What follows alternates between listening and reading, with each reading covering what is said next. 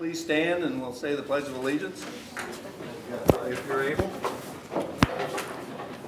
I pledge allegiance to the flag of the United States of America and to the republic for which it stands, one nation, under God, indivisible, with liberty and justice for all.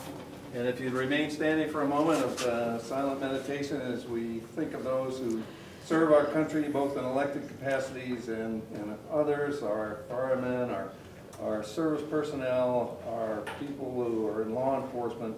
A moment of silence, please.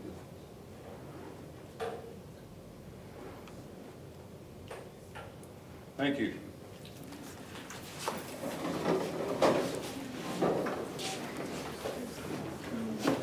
Thank you all for coming. It's a delight to see you here.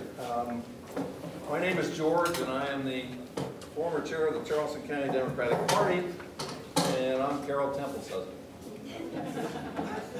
I want to begin by introducing the three panelists who are here as the League of Women Voters and the American Association of University Women would have been to encourage voting and to provide a forum for voters to enable them to make informed choices. Tonight was to have been a forum to hear the views of the two candidates, Mr. Peter McCoy, Republican, and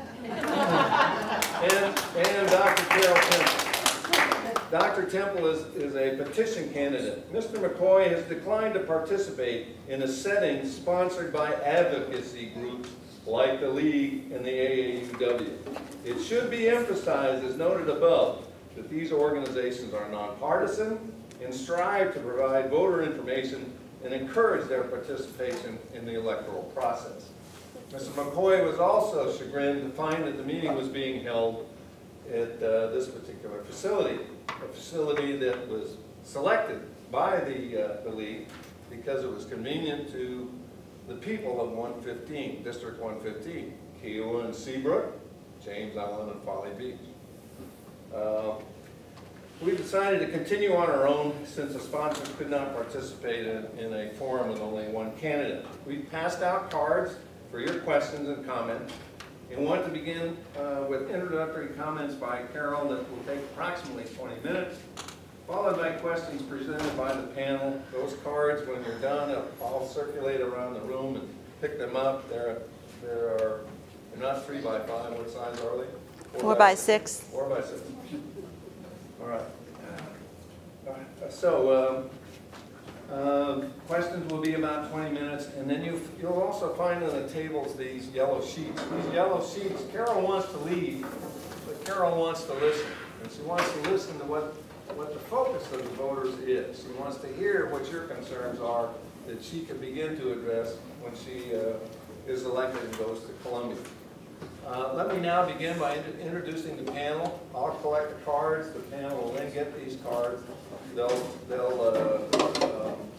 examine them to see if there's any overlap in the questions, and they'll then alternate asking Dr. Tempel the question that's been presented and that they've reviewed. So let me begin without further ado to introduce the panel.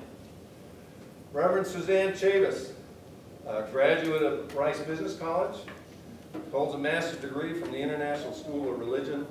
She's an activist who has worked to organize communities and write grants to help those communities move forward together. Mr. Will Mordock, an author and a columnist with over 500 columns in the city paper over the last 10 years, and the author of at least 2 books that I've read that are absolutely amazing. He's an adjunct faculty at the College of Charleston, and he tried to louse up my repetition here by suggesting that I leave out activists. But he is an activist who contributes to the community with his focused insight in the South Carolina issues that affect us all. Ms. Ellie Setzer is an education management professional, a graduate of the University of Kentucky with a master's degree from the SUDA. She's worked in medical research and in the financial industry, and also is an adjunct faculty at several institutions. And finally, she is an activist as well. Ms. Setzer is the public policy chair for a community organization. Can I say the community organization? Yes, yeah, the American Association of University So without further ado, I give you Dr. Carol Temple.